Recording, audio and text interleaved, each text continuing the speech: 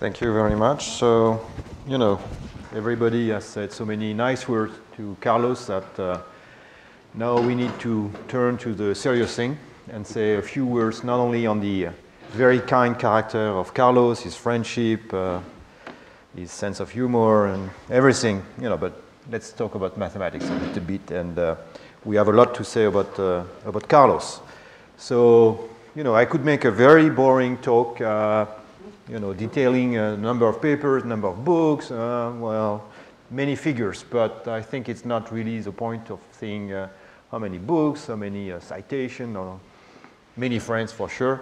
And rather, let's discuss a little bit the topic of interest for Carlos. So you all know that Carlos had made various contributions, starting for his PhD thesis on a homogenization problem motivated by fluid mechanics, and that's a constant motivation for Carlos along his research career, that he was very much interested in fluid mechanics. He has also worked on the establishment of new pressure boundary condition for Navier-Stokes equation. You all know that he has been a leading expert in the theory of block waves, and I will of course feel obliged to say a few words about this.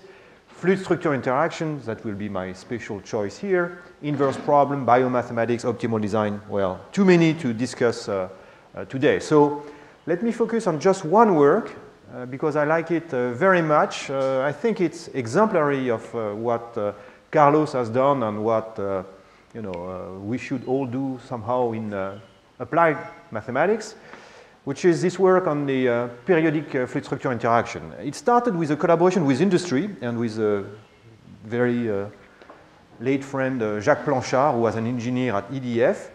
And it was so motivated by a very concrete application. I will say a few words about that. It has a very nice mechanical modeling. Then the analysis is a mixture of homogenization, block wave, and the results are quite surprising. And it yields new inspiration for further research. Maybe I will say a few words in the end about that. So let me focus on this specific example. And if you want to know more about the topic, there has been this very nice book by Carlos Vanni and so Jacques Planchard about fluids and periodic structures. Okay, so what is the motivation? So Planchard was an engineer at EDF. This guy was also incredible. I mean, he was working on many, many different things. And one of his topic of interest was the behavior of tubes bundles in a reactor. So here is a sketch of what is a nuclear reactor. You have two important parts here, which is the so-called core, where you have the tubes, the fuel pins. So that's this picture here. So you have very long tubes, typically that's 4 or 5 meters high. This is just one so-called assembly, and you have typically a few hundred of those assembly in this part. So many, many tubes, and those tubes can vibrate. And of course, the vibration is never very good for the structural integrity. But there is another place where you have many tubes, which is, yes, here. This is a so-called heat exchanger. That's where the hot water, which has been heated by the nuclear reaction, exchange its heat with a secondary flow. Then the secondary flow produce vapor, and then you produce electricity with this vapor in some turbines. Okay, so that's really here in this heat exchanger that vibration are crucial to control. And so the motivation was, how do you control those tube vibrations? So those tubes are immersed in water. Huh? Okay, so here is a simple, the simplest one, modeling in 2D. This is a cross-section, so this is a cross-section of your tube. And so you imagine that your tube are placed at some position, and then they are linked to this position by some kind of hinges here, okay? And of course, they can vibrate. There will be a rigidity associated to each hinges. There is a mass per unit of length, of course, for each tube. But then you also have the fluid, which is coupling all those tubes together.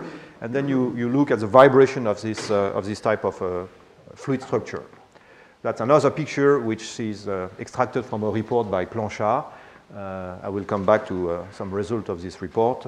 That's more or less the same modeling in a cross-section. Okay? So you have a fluid domain that I call omega epsilon, which is you know, the cross-section of your steam generator or heat exchanger or nuclear reactor core omega. And then you remove all the cross-section of the tube. So it's a perforated domain in some sense. And the simplest model for the fluid is a potential flow. Then you could look at more involved models, but potential flow is already enough. So the potential, I call it U epsilon 0, and so you have the Laplace equation in the fluid domain. At the interface between the fluid and the solid, you have continuity of the normal velocity. So U is a potential, so nabla U is a velocity. Nabla U dot N is Neumann condition, so that's the fluid velocity, which is equal to the velocity of the tube, which is a rigid tube. So R is a vector, a 2D vector typically. And so dr over dt is a velocity, and then you multiply by the normal. So that's the interface condition for the velocity. And then you have the second law of dynamics for a tube. So m times the acceleration plus k, the rigidity due to the hinges, times the displacement r, equal to the only force which is exerted on the tube, which is the integral of the pressure force coming from the fluid on the boundary of the tube. Okay, so that P is pressure. And how do you recover the pressure in a potential flow equation? You recover it through the so-called Bernoulli law, where the pressure is equal to minus rho, the density of the fluid, times the time derivative of the potential plus some constant. This constant does not play any role in this integral because it will be 0, since the integral of the normal on the boundary will be 0. Okay? So you have a potential flow, you have continuity of the velocity, and then you have simply the standard equation of motion for a rigid tube. Okay, so people are looking at vibration, so you don't look for a solution depending on time. You assume that the solution will be harmonic in time, and so you look for some frequency omega epsilon such that the solution will be U epsilon depending only on x multiplied by exponential I omega epsilon t, same for each displacement. Then you can solve explicitly the equation for the tube, and you find out that the tube displacement for the tube number p will be simply this constant here multiplied by the force, the pressure force exerted by the fluid, which is in this case simply this integral of the potential. To simplify the notation, I call lambda epsilon more or less this constant in front of this, and if you replace the expression of the tube displacement by this integral inside the potential equation, you get this eigenvalue problem, which is kind of non-standard eigenvalue problem. It looks like a Steklov-Poincaré eigenvalue problem, but it is not. It has a completely different structure, and so you see that the eigenvalue here is on the boundary condition, but it has a very, very different structure. And let us first, before exploring the structure of the spectrum, let us have some insight of what it is. You could compute, you know, if you're back to this equation for the potential, right? You have a number of non-homogeneous Neumann boundary conditions for the potential if you know the displacement of the tube. And so by linearity, you can superpose an elementary solution and compute U epsilon in terms of the displacement of each tube, or the velocity of each tube.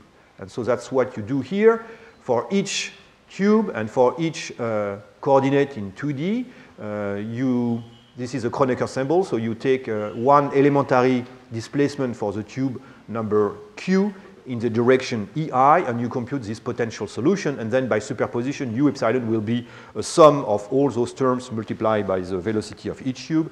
And so you can eliminate the potential in terms of the tube, right? And if you do this, you introduce a so-called mass matrix, so this matrix M, which is defined by the energy of the potential flow, if you want. And eliminating the potential, you end up with this equation for S is a vector of all tube displacement, right? So it's a very long vector. And you have a simple ODE for this vector S. K and M here are multiplied by the identity, so here it's diagonal if you want, but the mass matrix M, sorry, that should be a calligraphic M here. The mass matrix couples everything together. That is, if you move one tube at some place, then all other tubes will move because the fluid is incompressible, so you have a coupling of this. So anyway, this equation is very nice to have some understanding. If you had put your tubes in vacuum, they will, move independently of the other ones. But because of the presence of the fluid, their motion is coupled, and you have a huge matrix here, which is adding some mass. The fluid, is putting some additional mass to each tube, and so the frequency of vibration will be lowered by this added mass effect due to the fluid. Okay? So that's the typical problem that Planchard was interested in. Okay, so what is the goal? Well, the goal is to compute the frequencies of this coupled system of fluid and structure. The frequencies omega epsilon, which are the frequencies of the real displacement, are computed in terms of those eigenvalues lambda epsilon, and you clearly see that the largest lambda, the lowest are the eigenvalue. And the problem is that typically, if you fear earthquakes, you don't want to have your tube bundles that vibrate in resonance with some earthquake, for example. You don't want this lambda to be too large because you don't want to have too low frequency corresponding to the frequency of an earthquake, for example. So that will be, for example, one motivation is to study if your tube bundle will not have any resonance with some dangerous frequencies.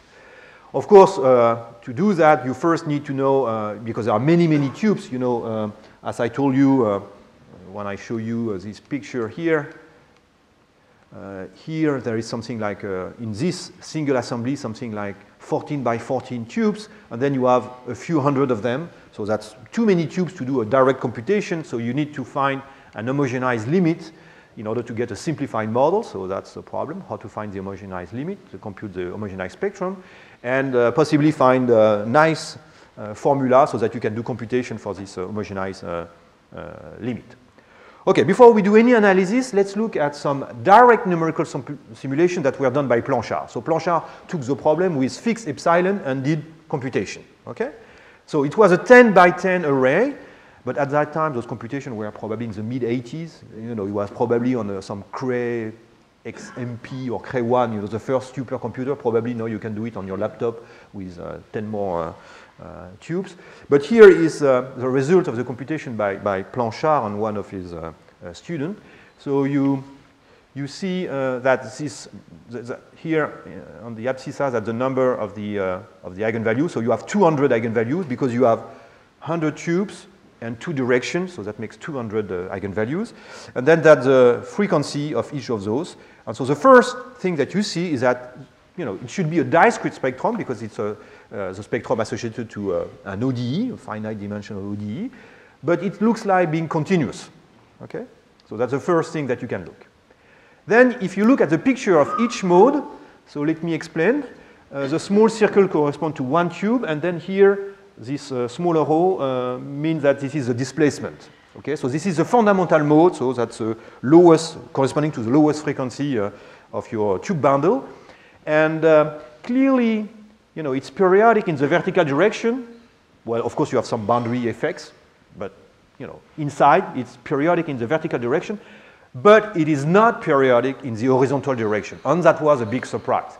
It is anti-periodic, so you see that the sign of the displacement is inverse if you go from one column to the next one.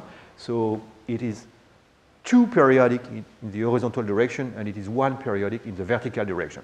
This is, for me, the biggest surprise. In particular, at that time, homogenization was more or less in its infancy, and the usual rule was you compute homogenized property by looking at just one single cell. If you do that, you will miss the fundamental frequency, the one which is the most dangerous if you think in terms of earthquake. So that was a big surprise, this one. So he has in this report all modes, so I don't remember what is, if you have very, very good eyes, this will be the number of the mode. I don't remember what it is, but it's not very important. Another surprising thing, and I will come to that again at the end of my talk, is this mode, for example, it's almost 0 inside, and the non-zero components are on the boundary. And so that's the first manifestation of what will be called later on boundary layer modes. So these modes of vibration that live close to the boundary which are almost zero inside. Good. So now what is the analysis?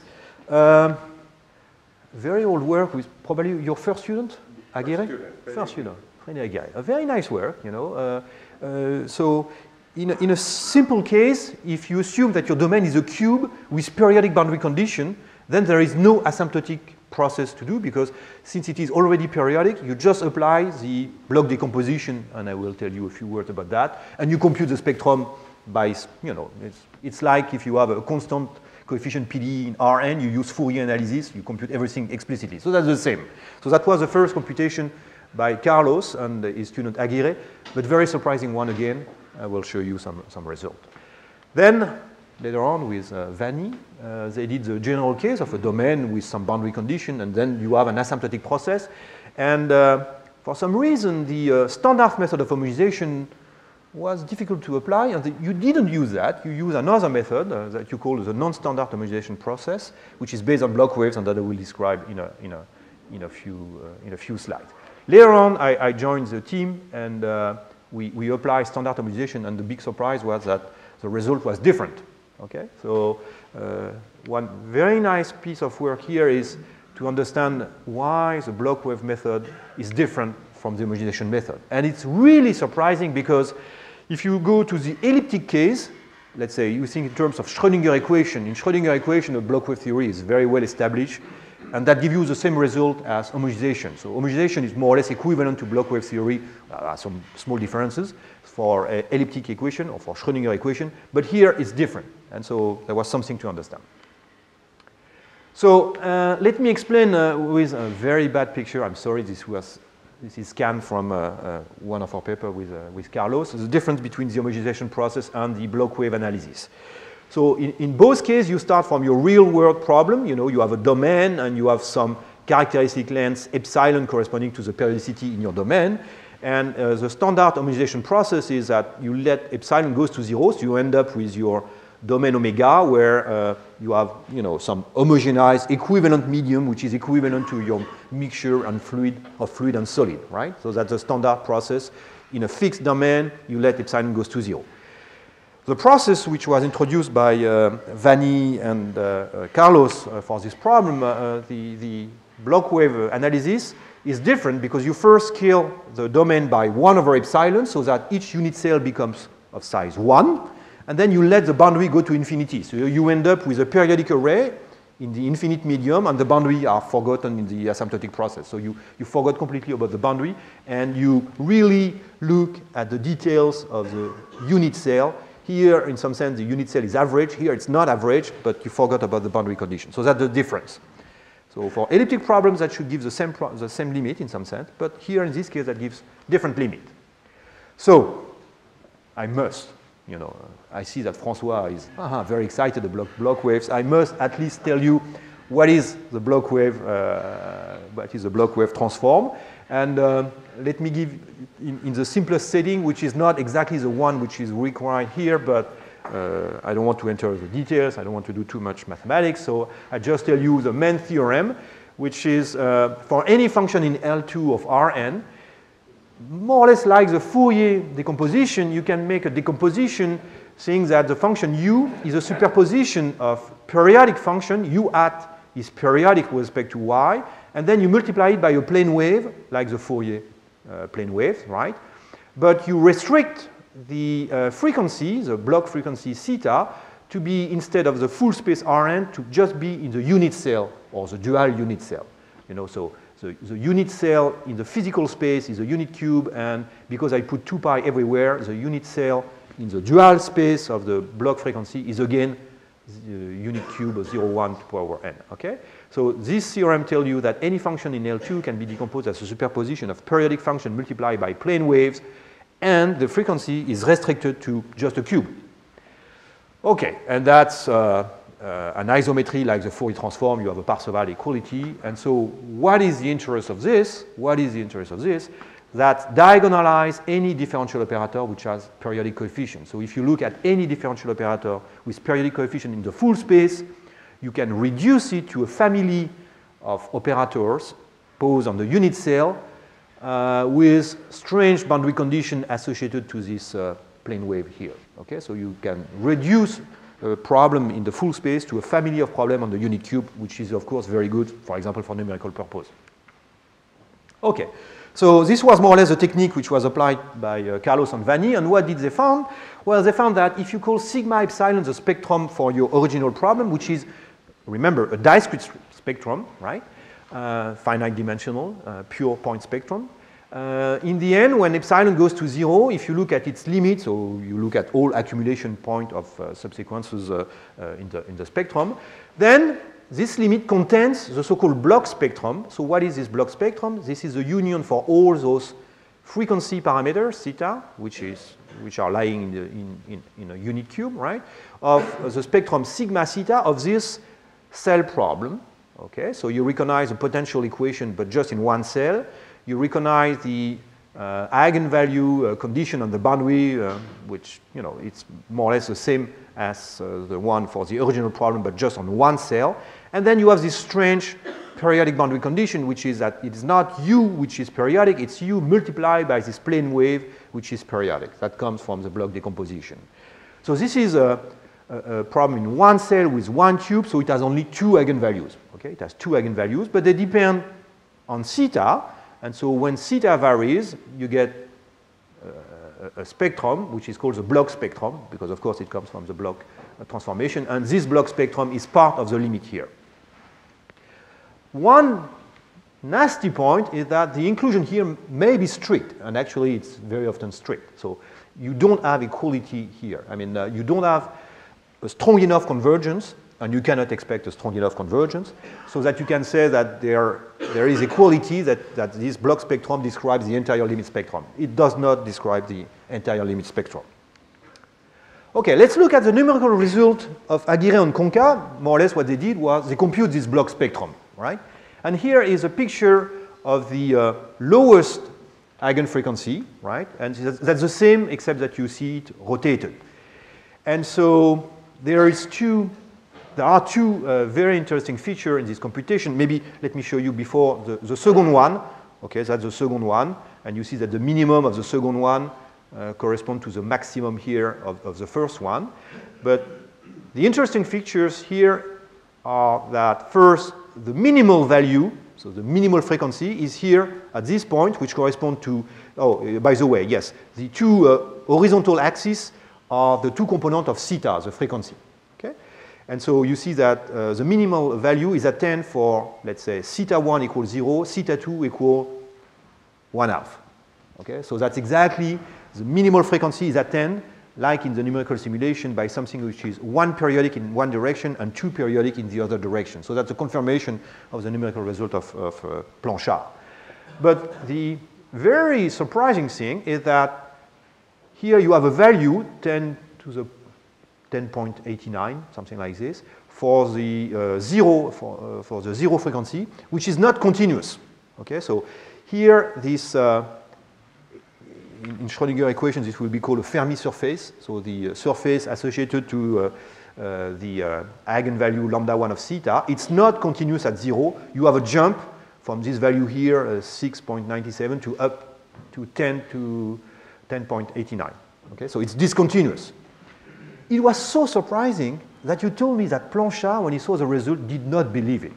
And he published it in some internal bulletin at EDF, and he erased those points, saying, no, it's not serious. He erased those points because he said it was an error, the student was not good at all, or whatever he said. I mean, if you have any memory, tell me. But he told me, he told me, I'm ashamed, because then we discovered later on that it was indeed discontinuous. He thought it was an error, but it is discontinuous. Okay? And so that's really, again, a big surprise.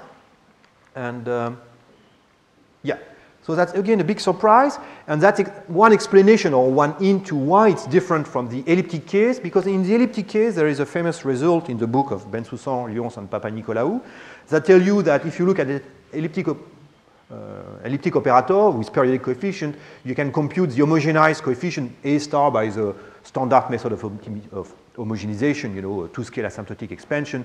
You have this homogenized tensor A star. And then you can do something a little bit more complicated, which is to use the block wave theory. And if you look at the fundamental mode, the fundamental frequency, the first eigenfrequency, the smallest one, you compute its Hessian with respect to this block parameter theta, and at the value theta equal to 0, you recover the homogenized coefficient. So that's the main result in the standard case elliptic. Here, the eigenvalue is not even continuous. How can you differentiate it? Okay, so you cannot differentiate it because it's not continuous at 0.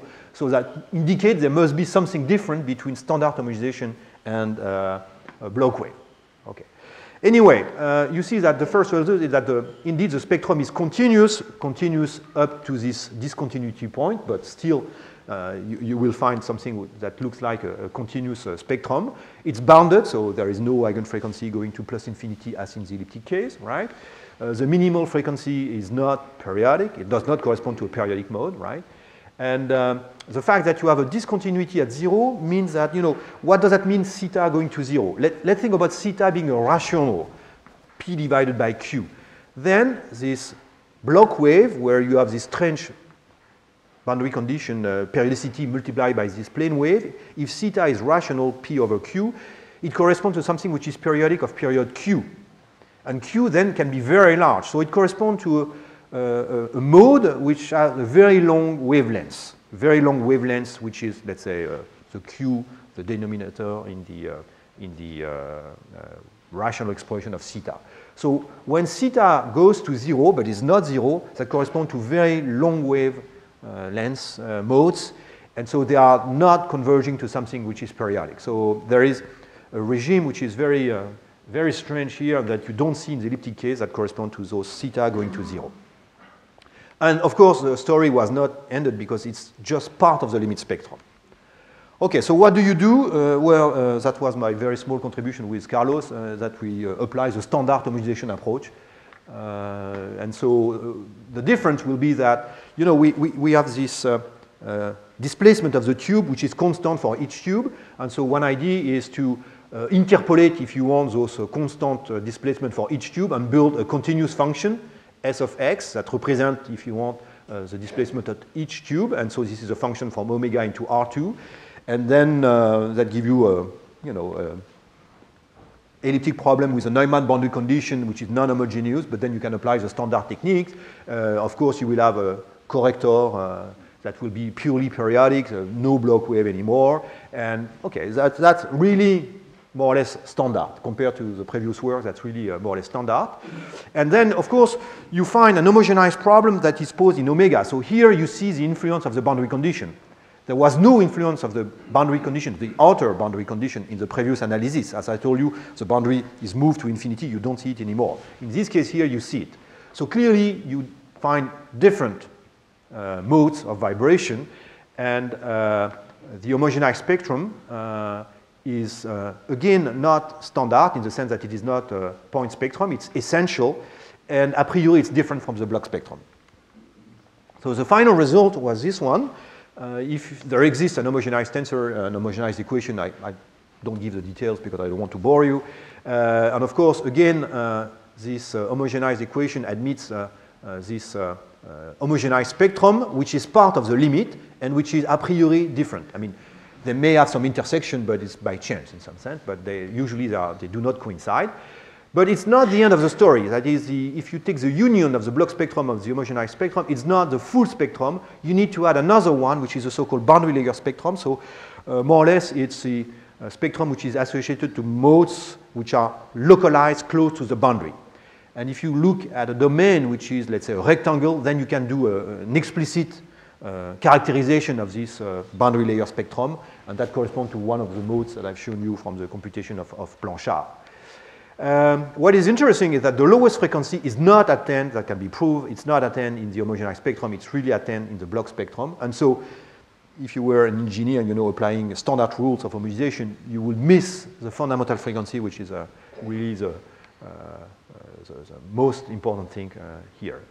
Okay, and then there has been some further contribution saying that the boundary layer spectrum depends on the choice of the sequence epsilon because it really depends on the way the outer boundary omega cut the periodicity cell, so the value of the sequence is important in this case. Okay, so that's more or less the end of what I want to say. Let me tell you, some words about the truth of the application, because I think it's very important, once you have done a beautiful analysis of a real-world problem, how helpful it is. The truth is that vibrations are not very important for the core of the nuclear reactor core. Why is it so? Well, because for water reactor, in the end, you would say, I want to optimize a network of tubes in order to reduce the possibility of frequency. Well, it's not critical. What is critical for the core is really a problem of coming from neutronics. So for the standard pressurized water reactor like we have in Europe, this was not really critical for the core of PWR. For the steam generator, or the heat exchanger, it is really crucial. I mean, that's one of the most fragile part in the nuclear reactor core. It's this part, because the tube vibrate, but the vibrations are so large that you have shocks between the tube. Okay? And so if you don't take into account shocks, your analysis is limited. And so that's one limit of this analysis, which is purely linear. You should include shocks. But clearly, that's a problem still of very much industrial importance. Well, I have some good news or some bad news. That depends if you like nuclear energy or not. The good news for the mathematics is that there is another type of reactor, which is not very popular, I must say, which is fast sodium reactor, where vibrations are very important because there is a coupling with neutronics. I don't want to enter into the details, but that's a different type of behavior of the neutrons. It's a different range of energy. And so if the tubes are vibrating, you will have some gap. The tube contains, in this case, the nuclear fuel, and so you may have some gap or some concentration of nuclear fuel, and then you may have a coupling, a very strong coupling with neutronics, and that may be dangerous in some sense. So for this type of reactor, probably your work will be, of course, maybe again of interest if you couple it with neutronics. No, maybe it's not a very good news because, those fast sodium reactors, we have very bad memories of Cresmes-Maleville, who never worked very properly, so I'm not sure it's a very good idea to, but okay. Nevertheless, the French Atomic Energy Commission is still thinking about this for the future. We'll see. Nevertheless, here vibration will play a very important role. So with this, I conclude, and Carlos, thank you very much for all your work.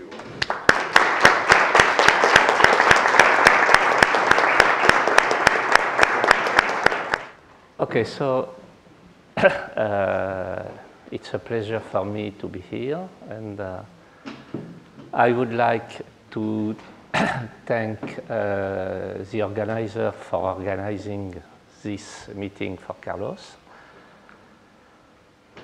to have me invited. And I would like also to thank Carlos because his purpose of having such an assembly of friends of him. And so what I think it's a good idea with 60th birthday is the fact that this is a way to get together a lot of old friends. Okay, old in the sense as Jean-Pierre defined yesterday, since of course this shows us, to some of us, that we are on the other part of the barrier.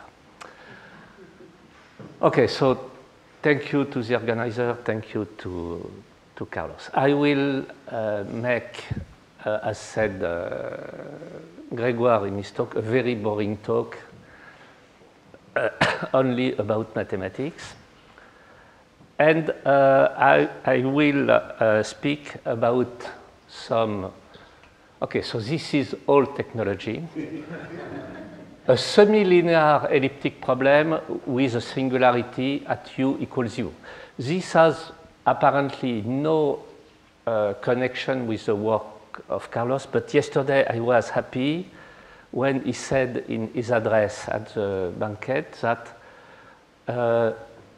Bilbao was a singular point to organize his birthday meeting. So this is a singular equation.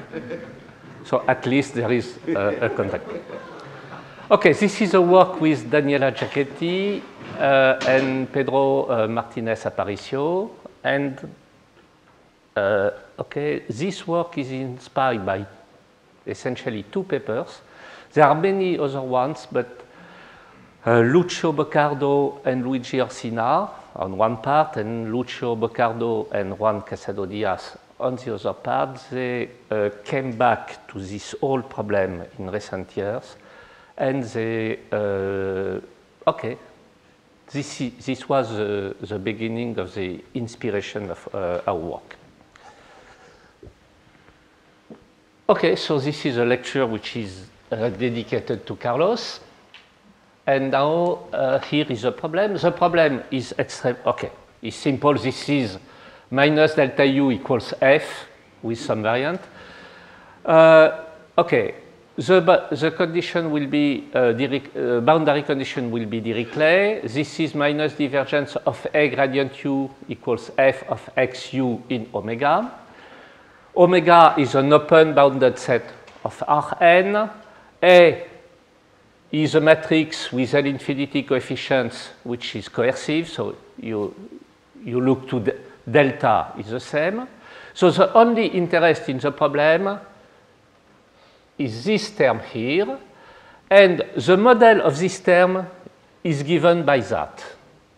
This is a function multiplied by a constant plus 1 over s to the power gamma with gamma strictly positive.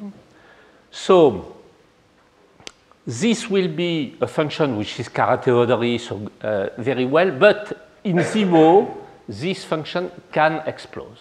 Okay? It will not explode if h here is 0, but if this is strictly positive, this will explode in 0. So this is a subilinear singular problem.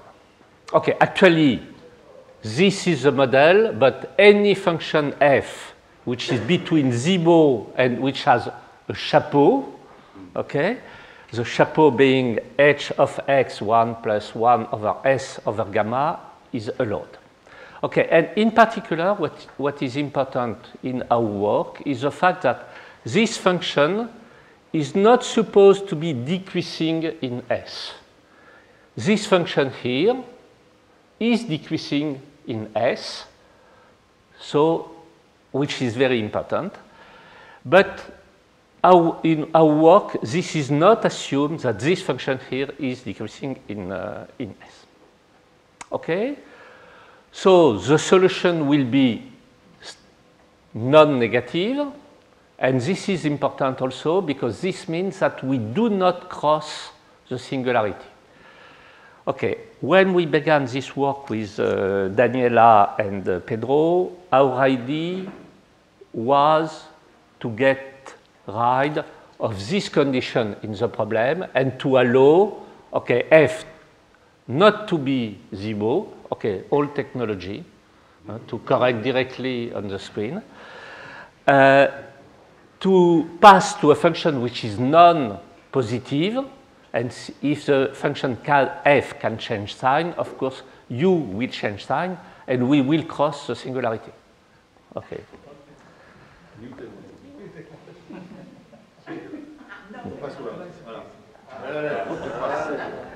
Okay.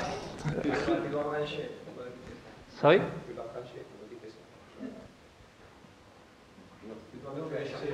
L'électricité.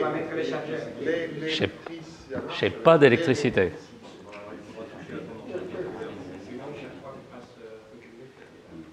Tu peux pas là, si c'est plus, ça ne veut pas. Tu peux le mettre en clair. Okay, so now I have no. Est-ce qu'il y a quelqu'un qui a un chargeur? Oui. Oui, mais un chargeur all style, hein, parce que. All style, non. Okay. So our hope was to pass through the singularity, but we didn't succeed. So in some sense, okay, this is a variation about the work of Lucio, Luigi, and Juan. Okay, and we are concerned for this problem with existence, stability when you make this vary, uniqueness of the solution, and also, I didn't put that here, homogenization with many small holes with this Dirichlet boundary condition.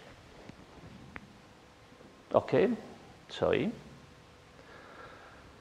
So I will concentrate in this talk on a very simple case, the case where the power gamma is less than 1. And you will understand in 1 minute why. This is not completely different, but looks very different with the case gamma more than 1. Because I will do that, because I will make a very boring talk, and I will go into all the details of the proof. Of course, the interesting case is the case where gamma is more than 1. Okay? So at the end, maybe you will have a flavor of that. Okay, so as I said before, okay, sorry. As I said before, okay, I will concentrate on existence, but the real problem in this problem is to define the solution of that. Okay, why? Because you know this is usually not in h minus 1. Okay, actually it will be in the case gamma less than 1. And so what is the meaning of the solution? What is the meaning of the equation? Okay, this is, in my opinion, one of the main points in any problem of PDE. You have first to understand what you want to look at before of proving the existence. Okay, good. So in the case where gamma is less than 1, fortunately the solution is easy. You look, okay, I give the definition of the solution. U will be a solution of the problem if U is in each one 0. Okay, very good, as usual. U is non-negative, of course, because F here will be non-negative. So by the weak maximum principle, U will be non-negative. And, okay, you need the equation against some test function. The test function will be function in each one 0. For commodity, I take them non-negative, but when you have non-negative and non-positive, you add the both and you have any function. But when V is non-negative, you can define this function f of x u v for every V, okay, positive and measurable. And one of the two requirements of the equation is that this number here is finite. This integral, which could be finite or infinite, is finite, and you have the equation is in the usual sense. So you will say, okay, François, okay, it's like usual, you forget about that, and the equation is as usual. Yes, but this is one requirement, actually, because in general, this has no reason to have a meaning. Okay, so natural definition, and what is very good, it works, and it allows us to prove the existence. Okay, so to prove the existence, what do you do? As usual, you make an approximation, you make a priori estimate, you pass to the limit. Okay, first step, you make an approximation. So the right-hand side here was not add a singularity. I cut the singularity as height 1 over epsilon. So this is now a bounded function. I get a solution of that. Since this is non-negative, u epsilon is positive, and I want to get an a priori estimate. Okay, what I do, as usual, I take u epsilon as test function, okay, and I get a gradient u epsilon equals f epsilon of u epsilon. Okay, this is less, f epsilon is less than f, so this is less than h1 plus 1 over u epsilon to the gamma u epsilon. And since gamma is less than 1, 1 plus 1 over s to the gamma is less than a constant, which depends on gamma, 1 plus 1 over s. Okay? And at the end, you finished with u epsilon here, which cancels this u epsilon, and you finish with constant each u epsilon plus 1. Okay.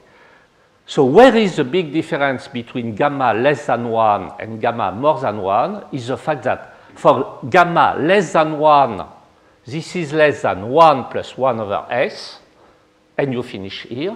And if you have gamma more than 1, okay, here you have 1 of u epsilon with some strictly positive power, and you have no a priori estimate. Okay, so that's the main difference. Okay, good. So, but I am in the case gamma less than 1, so I continue.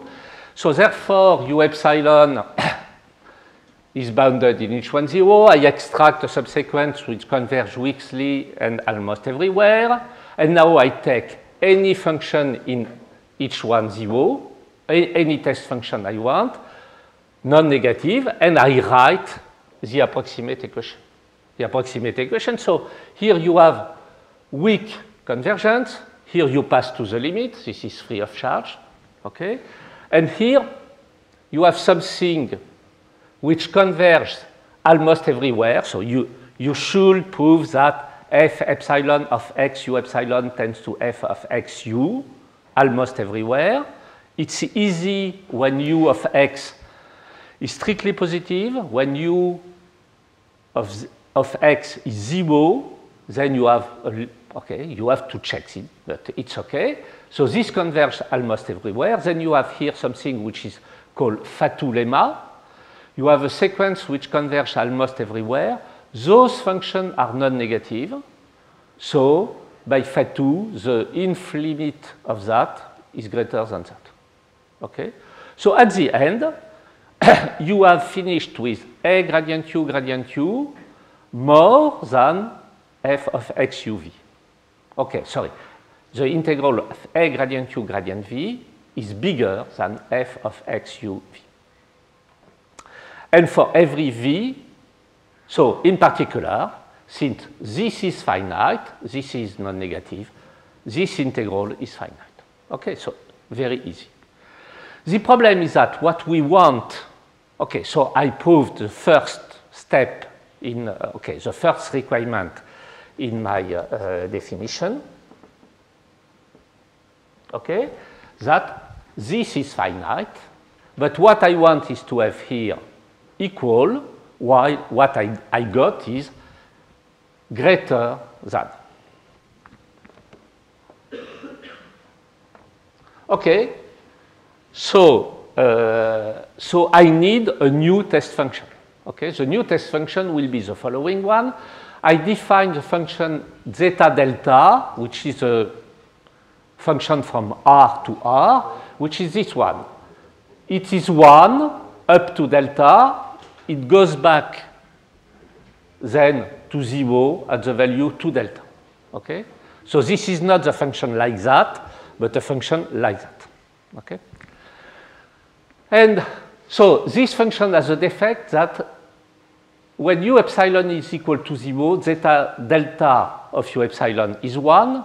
So I cannot use zeta delta u epsilon test function, but I multiply by phi, which is in each one 0 and L infinity, non-negative.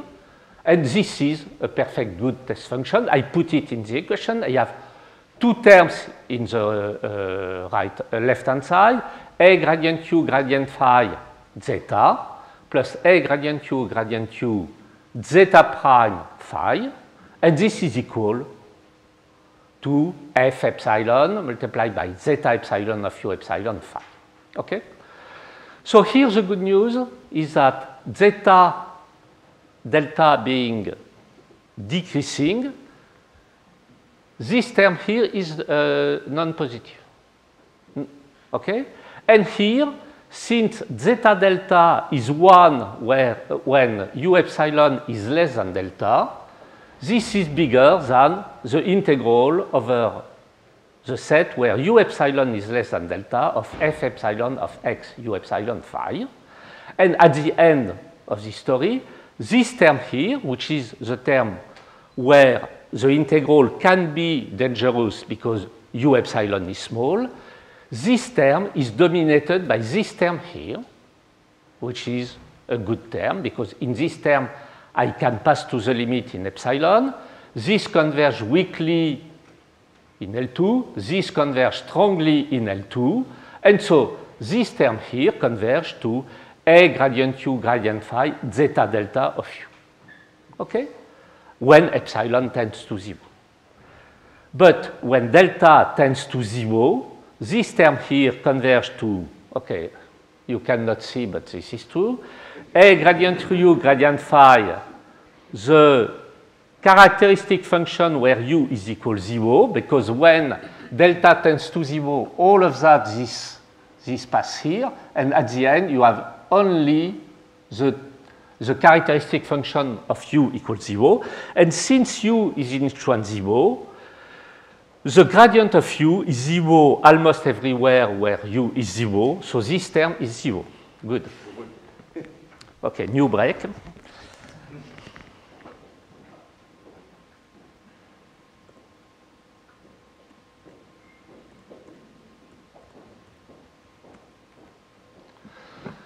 Okay, so what is the end of the story? Here is the dangerous part of the integral which could explode. But this, the lim sup of this term here, is dominated by something which tends to 0 when delta tends to 0. So, okay, at the end of the day, things are good because the dangerous term is not dangerous. It's so small that it will not intervene in the result. So the end of the proof is now easy. Okay, you want to pass to the limit. How many minutes do I have? -2? Okay. 7? Okay, too much. Okay, so I take a test function. This will be in L infinity because I have to use the previous result with phi was in L infinity, but no problem because if you have the result with an L infinity h10 inter L infinity function, you pass easily to h10. I write the approximate equation, A gradient Q gradient phi, U epsilon gradient phi. This is F epsilon of X U epsilon phi. And I divide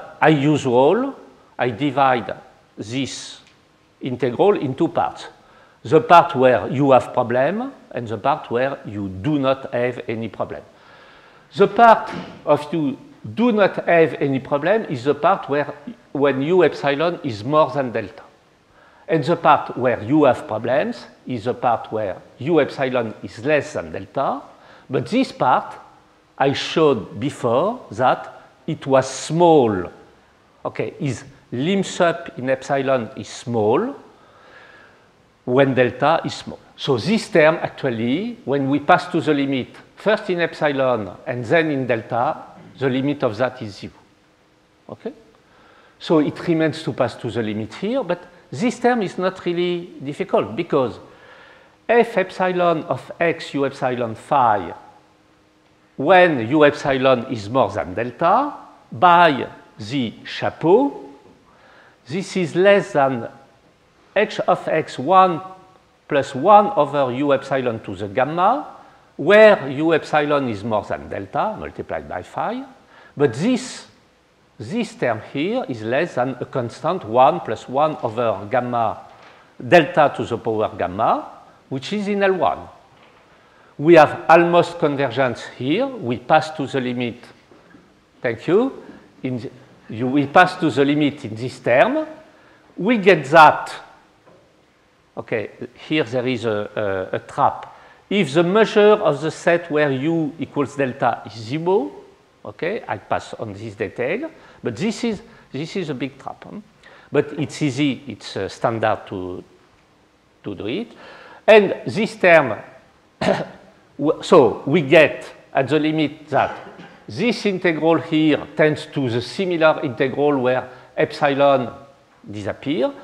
And then when gamma tends to 0, we tend to the integral of f of x u phi multiplied by the characteristic function of the set where u is strictly positive. So at the end, we finish with this equation, but this is not the good right-hand side.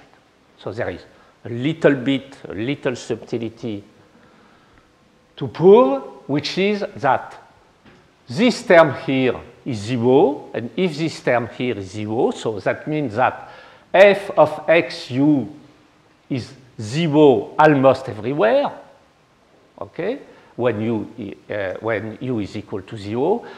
And you look again at the lim sup of this term that I had before. This is the Fatou, the result of Fatou lemma. I add that. I pass here from lim sup to lim inf. And here in this term, I make Fatou, that I didn't do before. And I get that this integral here is dominated by this one.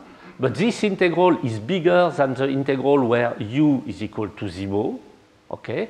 And this tends to 0 when delta tends to 0. So at the end, the work is done. Okay, very good. So when gamma is less than 1, the existence is proved. And actually what we did is more than that. We actually proved a stability result in the following sense, that if I have a family, a sequence of f epsilon, which are all bounded by 1 plus 1 over s over gamma, and they converge almost everywhere in this sense that when I have a sequence s epsilon which tends to s, f epsilon of x f epsilon tends to f of xs. This is the usual continuity, but this is also the continuity for s equals 0, okay? Which is the only delicate point because here you can have the explosion. Okay, so we have proved this stability result. Uniqueness is in some sense very easy. Why? Because we are, okay, it's very easy if this function is non-increasing in s. But it's normal because if f is non-increasing, you will write the equation for u1, the equation for u2, u1, u2, 2 solution. You will multiply by u1 minus u2, and you will get in the right-hand side this difference. And if f is non-increasing, this difference is negative. Okay? The only point, delicate point, is that this function could be infinite, and this function here could be infinite. But actually, they are almost everywhere finite, and there is no problem. Okay, so now I will finish with the case gamma more than 1. It is more complicated. Okay. But the method is the same. But the definition of the solution is much more complicated. But the result is the same when you change the definition. So I will take 1 minute to give you the new definition.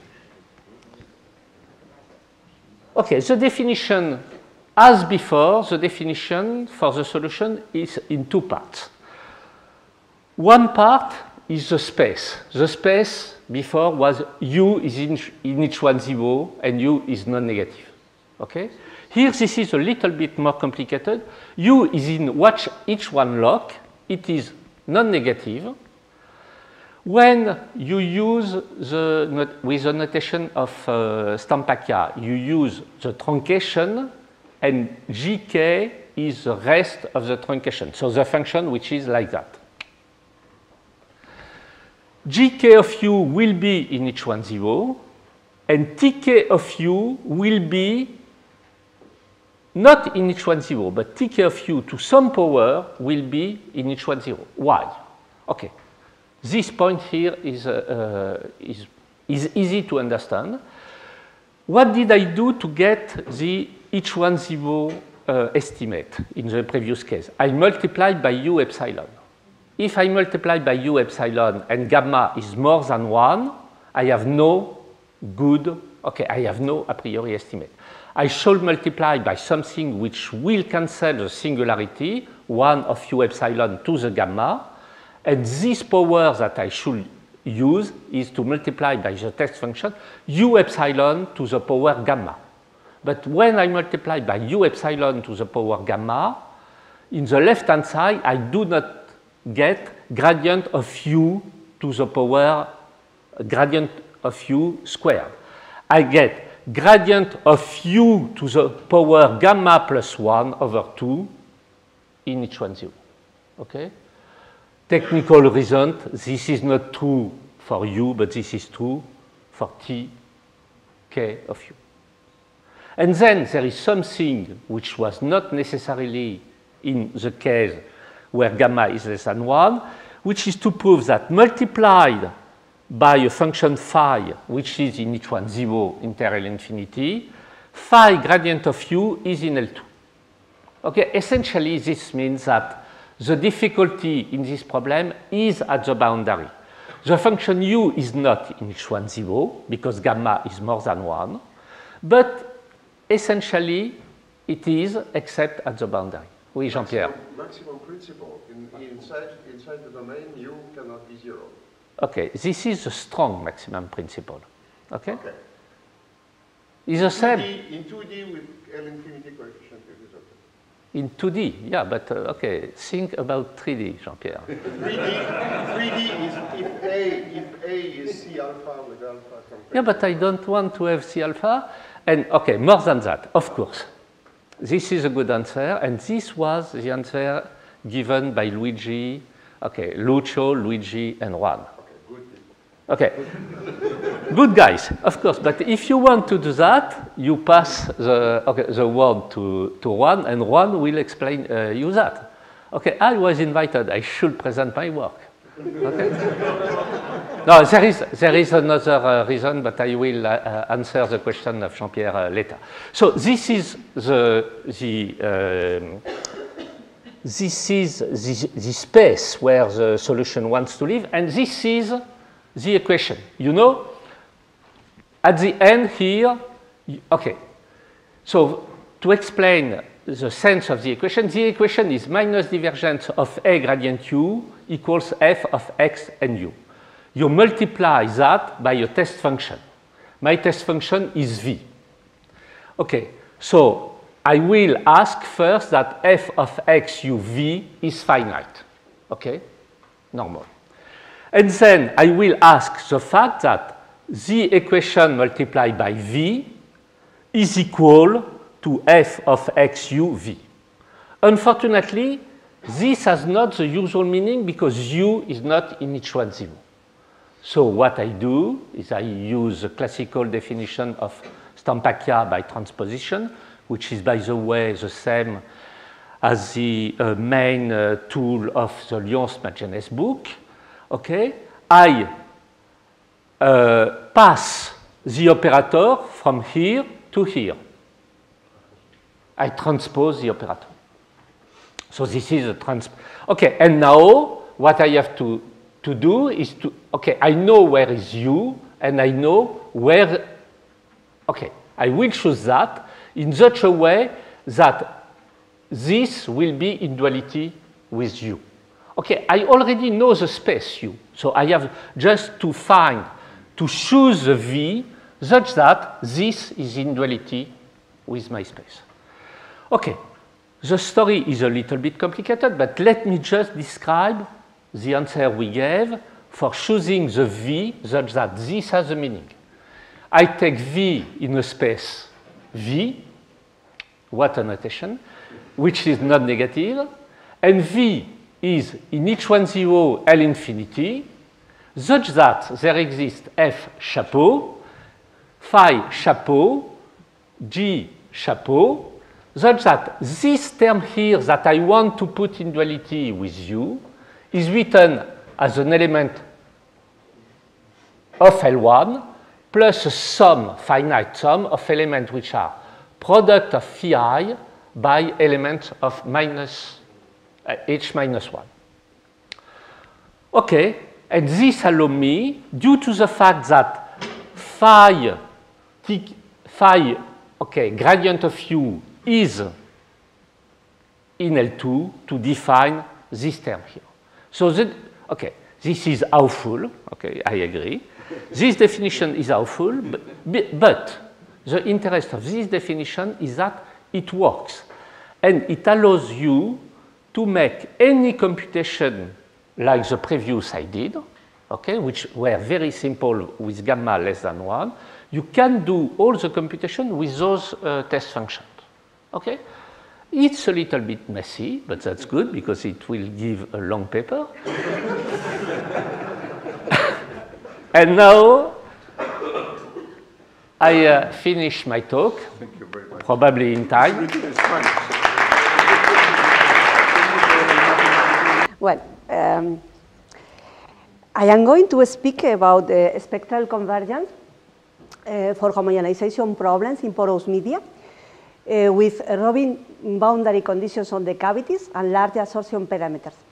But first I am starting with the stationary problem because this is the natural way in which we have broached the problem since the beginning. In fact, we started studying this kind of problems in 1997 in collaboration with Olga Olejnik and Tatiana Shaposhnikova for linear problems. Then we went on in 2010, around 2010, in collaboration with Tatiana Shaposhnikova for nonlinear problems. Well, this is a work of collaboration mainly with Shaposhnikova, Lobo and Gomez from the University of Cantabria, and Shaposhnikova from Moscow State University. But here are a list of authors that are co-authors or some of the results that I shall expose here. Well, under this general title, homogenization problems in perforated domains with nonlinear Robin type boundary conditions on the boundary of the cavities, we consider the asymptotic behavior of the solutions U epsilon of a homogenization problem, this problem, P epsilon. U epsilon satisfies this equation in omega for the Laplace operator. If it's a given function, U epsilon, well, the solution, U omega epsilon is a domain of Rn omega minus the perforations, T epsilon. U epsilon satisfies this Dirichlet condition on the boundary of omega. This is Robin type boundary condition on the boundary of the perforations. Here we have the normal derivative of U epsilon. Here we have beta of epsilon, which is a parameter, in principle positive parameter, and sigma, a certain nonlinear function that we describe now. This is the geometrical configuration that we consider. Omega domain of Rn with n equal to 2 or 3, T epsilon the perforations that can be placed along over the whole volume in omega, like here, contained in balls, or they can be tubes, like here, or they can be placed along a plane on a inner surface in omega, like here. Epsilon here measures the periodicity, and A epsilon measures the size of the perforations, diameter here and size, radius here, diameter of the sections, transverse sections. Well, they converge towards 0, and this problem arises when studying, when modeling the diffusion of substances in porous media, for instance, and it has been studied by many authors, actually. I mentioned Goncharenko and Kaisu because maybe the functions are closer to our functions, the nonlinear functions, but other authors have considered the problem for different operators and for different geometries. Let us mention Sioranescu and Donato. Let us mention, of course, Conca and Timofte that are here, and many others. Well, these are the functions that we consider. F are a function of L2 of omega, sigma a function of two variables x, u, x in omega, u in r, and sigma is, satisfies this condition. It's a smooth function. It satisfies sigma of x0 equal to 0. The derivative with respect to u is bounded from below and from above by constants. And this condition that seems to be very restrictive is the condition that we use since the beginning for obtaining all the results that I shall expose, but in fact, it can be weakened. For instance, we can allow a certain non-linear increasing to sigma, and also include some functions that arise in absorption process in the literature. Well, the parameters of the problem are epsilon the period, a epsilon the size of the perforations that can be of order epsilon or much smaller than epsilon, and the absorption parameter beta of epsilon that converges towards infinity, in principle, converges towards infinity as epsilon tends to 0. Depending on the relations between these three parameters, we find different relations, different homogenized problems, and we are interested in the critical relations for parameters. That means relations for which we have a different asymptotic behavior from the extreme cases, different asymptotic behavior of the solution from the extreme cases. And the extreme cases are the cases where the solution behaves as if there are, as if all the media is a perforation, or as if we don't have any perforation. Well, of course, as many authors realize in the literature, this may depend, the critical relations may depend on the differential equation, on the boundary conditions, on the geometrical configuration, but also on the parameters of the problem. And this is the situation in our problem. And of course, we are also speaking about the keywords introduced by several authors many years ago, like critical sizes, strange terms or foreign terms in the literature.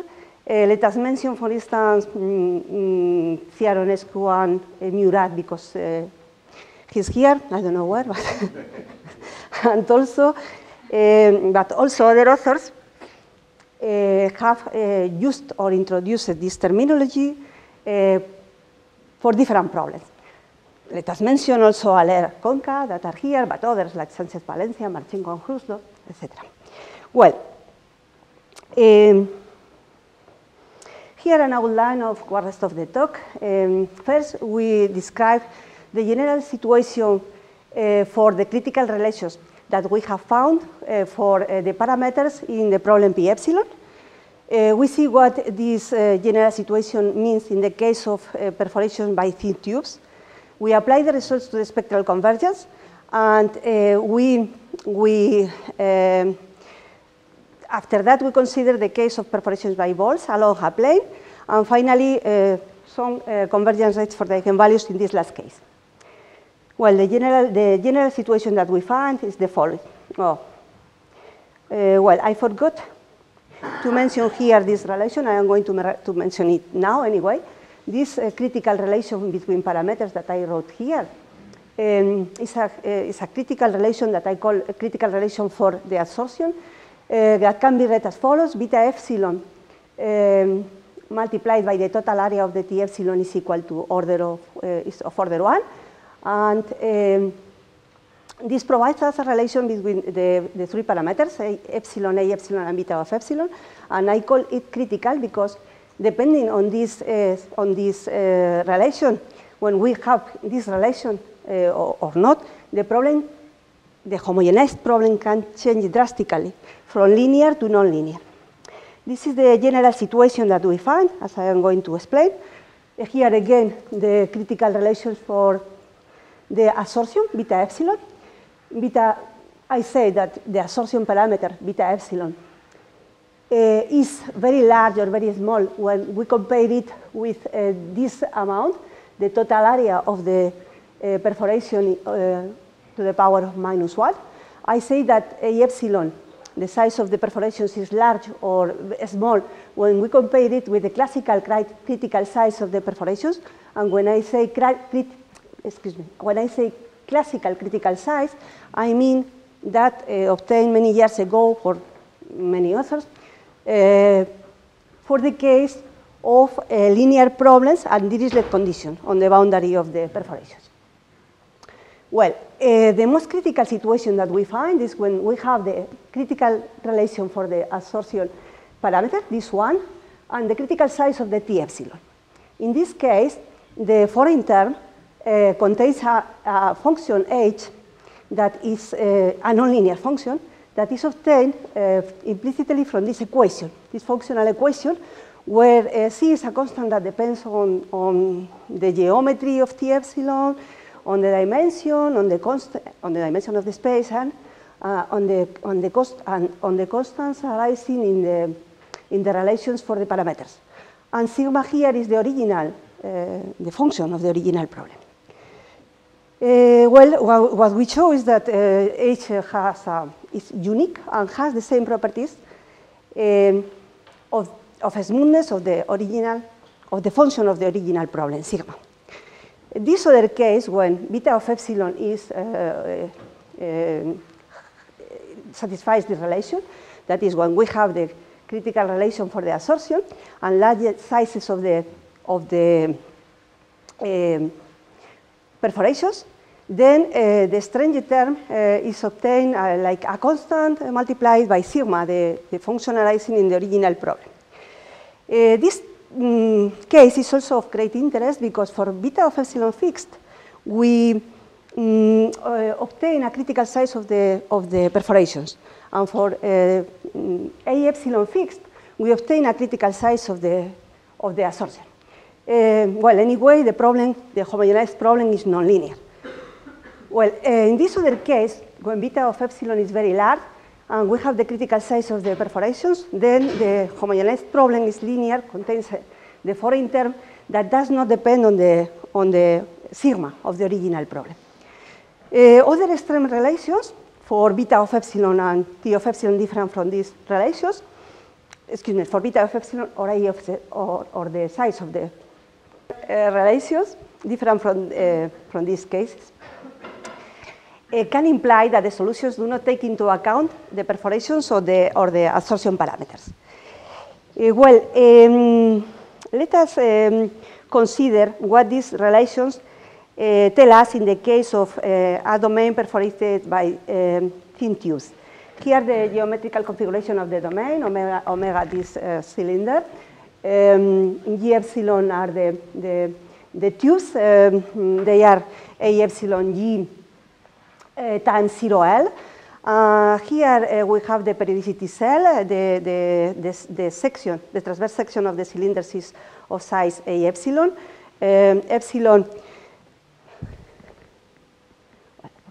To A epsilon. Epsilon is the distance between the cylinders. Here we have the projection of the section of the cylinders, of the basis of the cylinders, and of the omega. That is the basis of omega and the basis of the cylinders on the plane, x1 equal to 0. We see a periodical distribution of the cylinders, of the transverse section of the cylinders in the plane, but it can be known so periodically like here. Well, anyway, in this case, we have the following. The homogenized problem is this one. Sigma is the foreign term arising in the partial differential equation in these cases, for all these relations between the parameters. Sigma is defined implicitly, or is defined through a function, h defined implicitly from this functional equation through sigma. In the case where we have the critical sizes of the perforations, of the cylinders in this case, and the critical relation for beta epsilon. In this case, this relationship, beta epsilon, A epsilon, epsilon to the power of -2 converge towards some positive constant, and epsilon square logarithm of epsilon converge towards some finite constant different from 0. Well, in this case, the h is obtained implicitly. For the case where we have very large size of the cylinders and the critical relation for beta epsilon, in this case, the foreign term is obtained like a constant times sigma. The original sigma is the function arising in the original problem, and in the critical, in the case of critical size of the perforations of the cylinders, transverse section of the cylinders, we have this case, and large absorption. We have this foreign term that depends on U linearly, but not on sigma, independently on the data. While the other stream relations are beta epsilon very large, and beta epsilon very large, and the sizes of the cylinders very large, then U epsilon is approached to 0, or beta of epsilon very small, or the sizes of the cylinders also very small, and then in this case, the homogenized problem is the Dirichlet problem in omega. Well, since we want to consider spectral problems, we consider the case in which sigma is linear, depends linearly on U. Sigma of xu equal A of x multiplied by U. In this case, all the homogenized problems are linear. The foreign term depends on U linearly, but depending on whether we have the most critical relation, the relations for the critical relation for beta epsilon and the critical size of the cylinders, or we have other critical relations. Depending on that, the foreign term depends on A of x linearly or not. That means in this one, this H is the function, the solution of this equation that in the linear case can be solved explicitly. Then it depends non-linearly on A of x.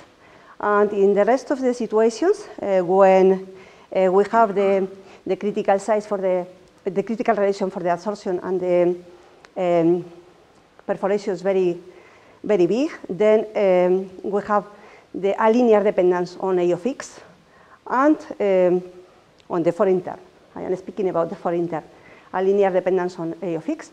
And in the case where beta of epsilon is very large, and we have the critical size of the tubes, then there is no dependence on the strange term, but still there is no dependence of the strange term in terms of A of x, but still we have a foreign term, a strange term. Well, I have tried to gather all the possible situations, all the possible limiting problems in this figure. It is a general description quite general, of the homogenized problem that we obtain. But since we have very many possibilities for the relations between parameters, I have to choose some of them, and I choose A epsilon equal epsilon to the power of k exponential of minus alpha squared epsilon to the power of gamma, beta of epsilon epsilon to the power of 2 minus m epsilon exponential of alpha squared divided by epsilon to the power of gamma. Gamma, m, and k here are three parameters that I take to be the axis here, m, k, and gamma. The case of the critical size for the perforations is here in this plane, gamma equal to 2. The case of the critical relations for the adsorption is here in this plane, k equal to m. Here we have, in the intersection, we have this line in red that is where we have the most critical situation the most critical relation between parameters. The function h arising in the homogenized problem, the foreign term, is defined implicitly from the sigma. In this case, for the critical relation of beta epsilon in this plane in red, we have the homogenized nonlinear problem, but directly from sigma, constant sigma. When we have the rest of the situations, well, here, in the rest of the situation, we have here in this part in green, the homogenized linear problem independent of sigma, and when beta of epsilon very large and T epsilon very large, U epsilon approaches through 0, and if beta epsilon very small or T epsilon very small, we have the Dirichlet problem in omega as homogenized problem. Well, a scheme of the kind of convergence of the correctors that we have, but let us apply the results to the spectral convergence. We have here the associated spectral problem in the case of linear sigma. sigma is beta of epsilon A of x times u epsilon, lambda epsilon the spectral parameter. This problem, as well as the rest of the problems, the spectral problems appear in have a discrete spectrum. For fixed epsilon, the eigenvalues converge towards infinity, the eigenfunctions suitably normalized are basis in L2 of omega and H1 of omega epsilon. And we apply, to obtain the convergence, the spectral convergence, we apply the result on the convergence of the spectrum with conservation of the multiplicity for operators of Hilbert spaces, depending on a small parameter. That means that we have to put our problems, our spectral problems, in terms of operators on Hilbert spaces, satisfying certain properties. We managed to do this and to verify all the properties of these operators. Stated in a theorem that I know from the book of Olegny, Shamaev, and Yosifian. But mainly what we have to show is similar to what we have shown for the stationary problems, for the convergence of the stationary problems. Roughly speaking, to summarize the theorem, I would say convergence of solution of stationary problems of p epsilon in H1 of omega weak means implies the convergence of the eigenvalues with conservation of the multiplicity, and also, of course, this implies also a convergence for the eigenfunctions in H1 of omega weak. If we want to get bounds for discrepancies between the eigenvalues, we need to estimate to have bounds for discrepancies for the solutions of the stationary problems, u epsilon minus u0, in the suitable topologies, and this implies sometimes obtaining correcting terms, and this can be noisy in the topology that we need to do it. Anyway, in the case of cylinders, we managed to show the convergence with conservation of the multiplicity of the eigenvalues of p epsilon towards the eigenvalues of the homogenized problems, with the foreign term arising here in the equation, as we explained previously, depending on A of x linearly or non-linearly, depending on all these relations. We are here in the case of perforations by balls along a plane. The geometrical configuration of the domain is also classical. We have omega divided into two parts by omega plus and omega minus by this plane, by this phase inside omega sigma, where we put the perforations that now are balls. For the dimension 3 of the space, the results are also obtained for upper dimensions. But, now we have the absorption parameter epsilon to the power of minus kappa.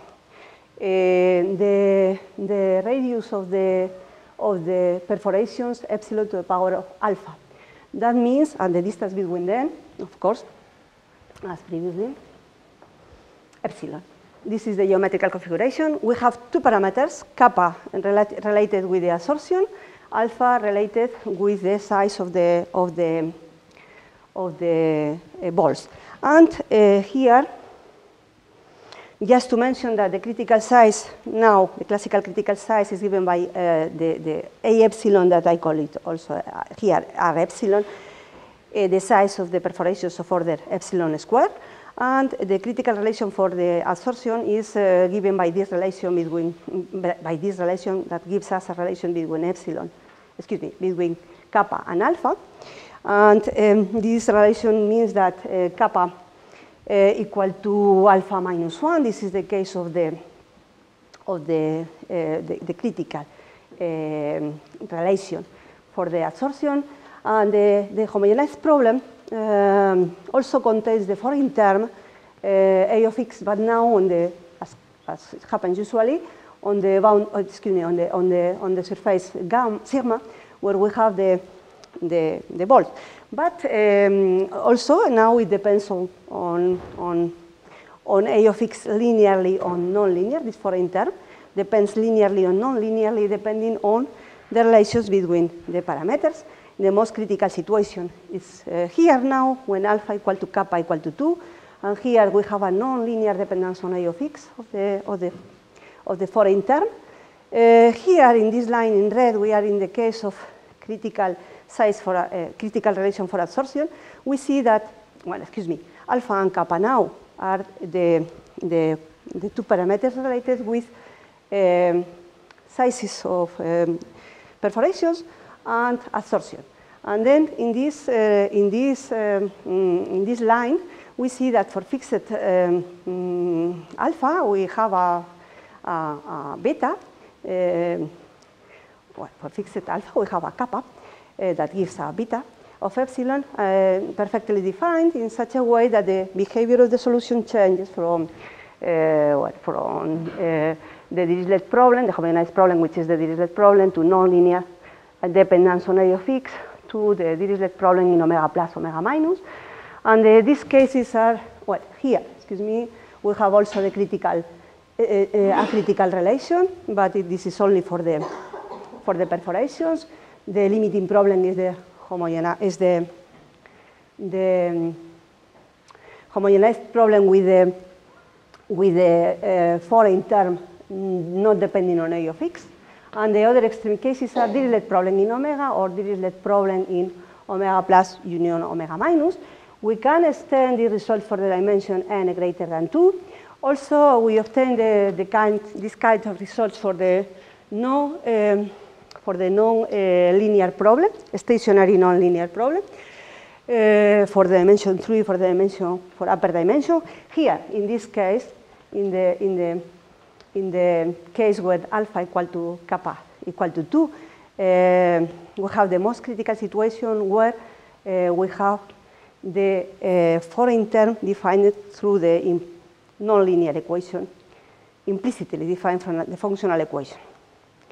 Well, a sketch of the convergence. Finally, in this case, we managed to obtain bounds for convergence rates for the eigenvalues and the eigenfunctions. In fact, we also have the convergence with conservation of the multiplicity, but the bounds for discrepancies read as follows. The kth eigenvalue of problem P epsilon minus the kth eigenvalue of the homogenized problem smaller or equal than ck epsilon to the power of 1 over 16, and the same kind of bounds for the associated eigenfunctions. Now U is an eigenfunction associated with the eigenvalue lambda k, and U epsilon is a linear combination of eigenfunctions associated with eigenvalues lambda k epsilon converging towards lambda k. And this is for the case alpha equal to kappa equal to 2, but we have similar bounds for the rest of the cases. I think better I don't put here. Then I just want to finish, if it is possible, for Vinci, thanks to the organizers for the, well, it has no sound, sorry very much. Thanks to the organizers for the organization of your 60th birthday. And also I would like to quote this song that I learned from one of the first, the quote to this song that I learned from the first paper that I read on homogenization, more or less one of the first papers. Well, thank you very much to everybody. Thank you.